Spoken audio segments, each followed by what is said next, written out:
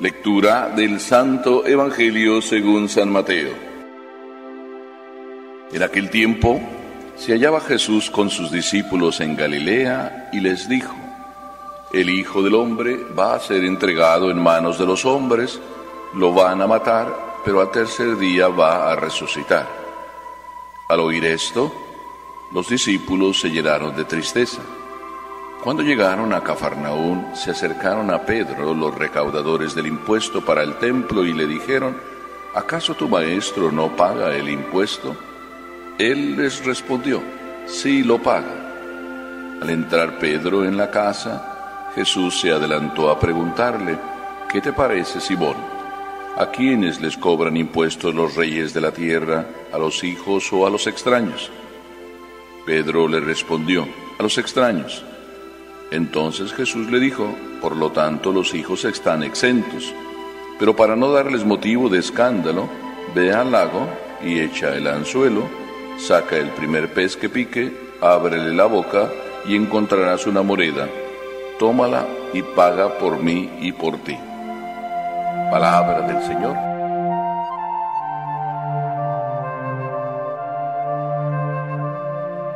No pasa nada. Así me decía un señor: no pasa nada, padre. Ya he hecho la prueba, no voy a misa el domingo y no pasa nada. Y ya también no fui durante algún tiempo y no pasa nada. Probablemente a lo mejor ustedes tienen esta experiencia. No pasa nada si no vienen a misa el domingo. Si no vienen una vez, pues no pasa nada. Si no vienen 2 veces, pues no pasa nada. Y a lo mejor 3, y 4, y 5, y 6, y 7, y 8, y las que sean, y no pasa nada. Pero yo suelo decir: espérate a que venga la curva, a ver si no pasa nada. Entonces te darás cuenta por qué sí es importante venir a misa y llenarte del Señor. Porque cuando tú quieres que tu carro, tu coche funcione bien, no lo llevas al taller cuando ya se descompuso, para que no pase nada y te deje en la carretera tirado. Lo llevas normalmente cada X tiempo al servicio. No es que se haya descompuesto, sino simplemente no quieres que pase nada. Por eso cumples con los requisitos que el carro necesita y que te los dijo el que te lo vendió. Te dijo: tienes que tener en cuenta, y cuando lees el libro de instrucciones del carro también te dice: tienes que tener en cuenta esto. Ah, pero tú no viniste a esta vida con un manual de instrucciones. ¿Eso crees? Tu mami, cuando te recibió, no te recibió acompañado con el libro de instrucciones de cómo funcionas tú. Pero a lo largo del tiempo, en la vida de cada uno de nosotros, vamos descubriendo en nuestra propia conciencia que hay algunas cosas que están en el manual de instrucciones metidos ahí como si fuera un chip que está metido en nuestra mente y que nos recuerda qué cosas hay que hacer. Cuando aquí Jesús nos empieza el Evangelio diciendo qué hacía, ya nos da la primera lección. El Evangelio dice que Jesús se hallaba con sus discípulos en Galilea. Esta es una traducción. En la otra traducción que yo tengo aquí, dice que en aquel tiempo, mientras Jesús y sus discípulos recorrían juntos la Galilea, es más o menos lo mismo, pero me gusta más la segunda traducción. Mientras Jesús y sus discípulos recorrían juntos la Galilea fue el lugar preferido de Jesús, el norte de Israel. Y la Galilea fue el lugar preferido por muchas cosas. Cuando uno va por allá y ve las diferencias entre una parte y otra, uno dice: oh, Jesús sí que tenía buen ojo. Escogió el norte porque había más gente. ¿Y por qué había más gente? Pues porque había más agua, como pasa en todos los lugares. Hoy en día ya es lo mismo vivir casi en un sitio que en otro, porque el agua, si no existe, pues la hacen llegar. Pero entonces no era así. Entonces el norte estaba más lleno de agua, con mayores cultivos, con la gente que podía de alguna manera tener algo, era más fácil que lo tuviera. Entonces Jesús eligió esa parte para hacer fuerte su predicación donde más gente había. Y eligió en torno al lago donde mucha de la gente vivía. Y además en torno al lago estaba la casa de Pedro, que era el lugar donde Jesús pasaba gran parte del tiempo cuando estaba por ahí. Jesús se hallaba, dice aquí, con sus discípulos recorriendo la Galilea. De alguna manera nos está diciendo que la vida es como un recorrido, pero con Jesús. Porque se puede recorrer la vida de muchas maneras. A veces encuentro personas que vienen aquí y me traen una carta y me dicen, ¿me podría ayudar? Y la carta es del señor obispo no sé qué, que recomienda a esta persona para que, pues donde vaya, la reciba. Pero esta persona viene con una carta, es decir, viene en el nombre de... ¿Verdad que podemos ir en la vida en el nombre del Señor? Se puede vivir en el nombre y caminar en la vida en el nombre de alguien. Nosotros caminamos en el nombre del Señor porque pertenecemos a esta iglesia. ¿Pero eso es suficiente? Podía ser que sí, podía ser que no. También se puede caminar en la vida no solo en el nombre de alguien, sino por alguien. Es decir, no solo vamos en el nombre de alguien haciendo el trabajo, sino también vamos haciéndolo por él. ¿Verdad que somos nosotros así también? ¿Verdad que vamos caminando en la vida y vamos haciendo las cosas porque siempre las hacemos por una razón? Pero qué bueno que la razón de nuestra vida y por qué vamos en la vida sea Papá Dios.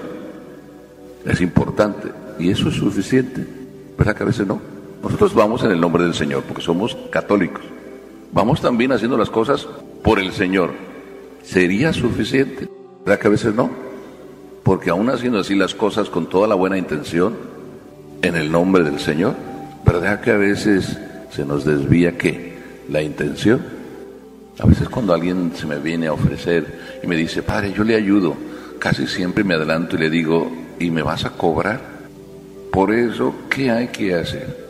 Trabajar por. Pero los apóstoles, nos dice aquí el Evangelio, que recorrían con Jesús, para que no se nos tuerza la intención, hacer las cosas teniendo a Él en el camino. Claro, ya Jesús no vive como vivió para los apóstoles, pero puede vivir igual que con los apóstoles porque su presencia es tan real que lo puedo llevar en mi alma. Camino con Él cuando trabajo. ¿Es Jesús la fuerza de mi vida? ¿Él va conmigo y yo voy con Él? ¿O nada más a ratos? Y a ratos Jesús sí está conmigo, pero después a lo mejor por algún pecado o alguna falta grave que cometí, ya no camina conmigo. Pero si Jesús camina conmigo toda la vida, entonces puedo vencer cualquier dificultad. Si voy a misa, y voy a misa un día y otro, y otro, y otro, y otro, y otro, y nunca fallo, cuando me vienen las dificultades no habrá fallos. Pero si no voy a misa y yo digo es que no pasó nada, ahora se aplica lo que dije al inicio. Y luego otra vez no voy y no pasa nada. Pero cuando venga la dificultad, puesto que no vas con Jesús, y Jesús no va contigo, entonces se va a notar que no puedes vencer la dificultad, que no puedes superar la tentación, que el problema familiar te resulta demasiado pesado y sobrepasa tus posibilidades, que la circunstancia por la que atraviesas o por la que atravesamos todos, unos la superan y otros no, porque unos sí van con el tanque cargado, con las pilas bien llenas, y otros no. Entonces recorrer el camino con Jesús es más importante que simplemente caminar en el nombre de Él o caminar haciendo disque las cosas por Él. Esa es la primera lección que Jesús nos da. Pero segundo, Jesús nos dice, al Hijo del Hombre lo van a entregar, lo matarán, pero resucitará. ¿No han captado la diferencia?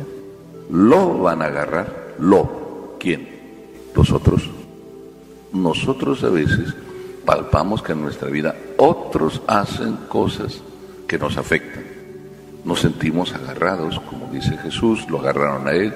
Nos sentimos que nos agreden, que nos van a matar. Pero Jesús no lo resucitaron, resucitó Él. Y las tres cosas son importantes.